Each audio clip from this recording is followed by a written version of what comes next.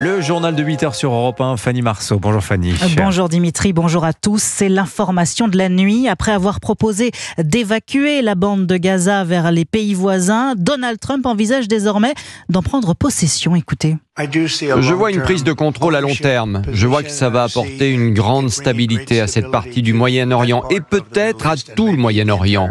Et tout le monde à qui j'en ai parlé aime l'idée que les États-Unis prennent le contrôle de ce territoire, le développement et créent des milliers d'emplois pour en faire quelque chose qui sera magnifique. Je ne veux pas faire de l'esprit, je ne veux pas faire le malin, mais la Côte d'Azur du Moyen-Orient, ça pourrait être quelque chose qui pourrait être vraiment magnifique. L'affaire de Gaza, la Côte d'Azur du Moyen-Orient, idée saluée par Benjamin Netanyahou. Le Premier ministre israélien reçu hier à la Maison-Blanche estime qu'une prise de contrôle américaine de l'enclave palestinienne pourrait, je cite, changer l'histoire. Bonjour Frédéric Simon. Bonjour Fanny, bonjour à tous. Vous êtes le correspondant d'Europe 1 à Tel Aviv. Cette proposition de Donald Trump a évidemment beaucoup fait réagir en Israël.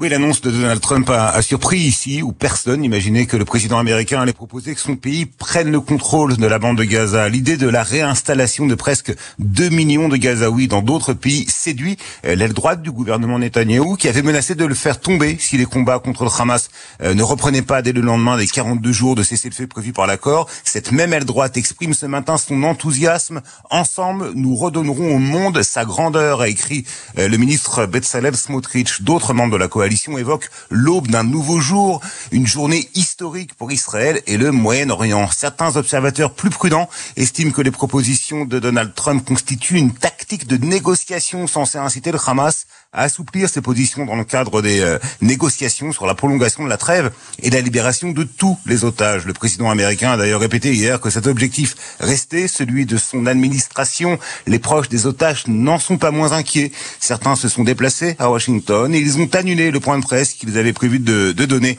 après la rencontre entre Donald Trump et Benjamin Netanyahou. Merci Frédéric Simon en direct de Tel Aviv pour Europe 1. La proposition de Donald Trump immédiatement rejetée par l'Arabie Saoudite qui plaide, je cite, pour un État palestinien indépendant avec Jérusalem-Est comme capitale. Sans cela, Riyad prévient, pas de relations diplomatiques avec Israël.